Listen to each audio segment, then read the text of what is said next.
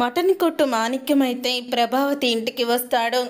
ఇక మాణిక్యాన్ని చూసి ప్రభావతి అయితే మీరామర్ది గారు రండి రండి అని లోపలికి ఆహ్వానం పలుకుతుంది. అప్పుడే ఇక అమ్మ రోహిణి అని గట్టిగా పిలుస్తాడు.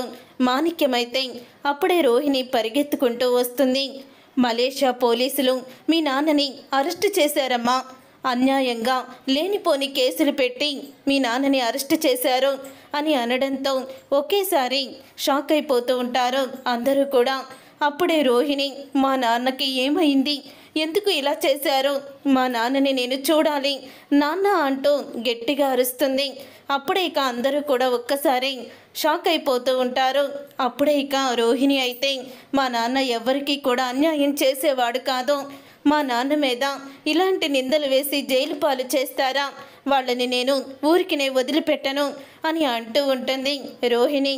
అప్పుడే ఇక అంటే ఆస్తి మొత్తం కూడా పోతుందా అని అడుగుతూ ఉంటుంది ప్రభావతి. అప్పుడే ఇక మాణిక్యం ఆస్తి పోదు, బెయిల్ మీద మా బావని నేను విడిపిస్తాను, ఆస్తికి ఎటువంటి డోకా రాదు అని అంటూ ఉంటే అప్పుడే ఇక ప్రభావతి అంటూ ఉంటుంది రోహిణి వాళ్ళ నాన్నని చూడాలంటుంది. రే మాణిక్యం గారు కూడా నువ్వు రోహిణిని తీసుకొని మలేషియా వెళ్ళు, అక్కడ ఆస్తుల సంగతి అన్నీ కూడా చూసుకొని ఆస్తులు మొత్తం కూడా ఇండియాకి తీసుకువచ్చాయి అని అంటూ ఉంటుంది ప్రభావతి. అది విని షాక్ అయిపోతూ ఉంటారు.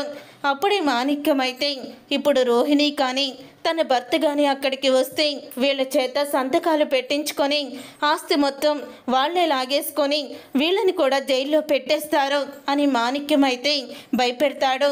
అప్పుడే ఇక మాణిక్యం మాటలు విని అమ్మో నేను జైలుకి వెళ్ళను, నేను మలేషియా వెళ్ళను అని అంటూ ఉంటాడు మనోజ్.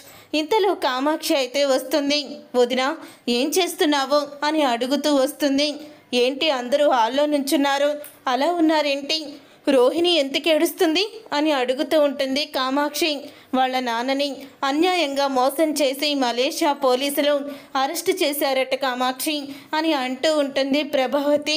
అయ్యో అరెస్ట్ చేశారా, ఇప్పుడు ఎలా వదినా, అసలు ఈ విషయం మీకు ఎవరు చెప్పారు అని కామాక్షి అడుగుతూ ఉంటే ఇదిగో ఇక్కడ నుంచున్నాడు కదా ఇతని, రోహిణి వాళ్ళ మావయ్య మలేషియా నుంచి వార్తని తీసుకువచ్చాడు అని అంటూ ఉంటుంది ప్రభావతి. అప్పుడే ప్రభావతి అనగానే కామాక్షి మాణిక్యం వంక చూస్తుంది.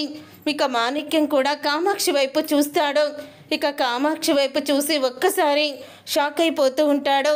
అమ్మో ఈవిడ ఇప్పుడు నన్ను గుర్తుపట్టేస్తుందేమో అని కంగారు పడిపోతూ ఉంటాడు మాణిక్యం. ఇతను మలేషియా నుంచి రావడం ఏంటోదినా, వీడు మటన్ కొట్టు మాణిక్యం, మటన్ కొట్టుకుంటూ ఉంటాడు బస్తీలో అని అంటూ కామాక్షి నిజాన్ని బయట పెడుతుంది.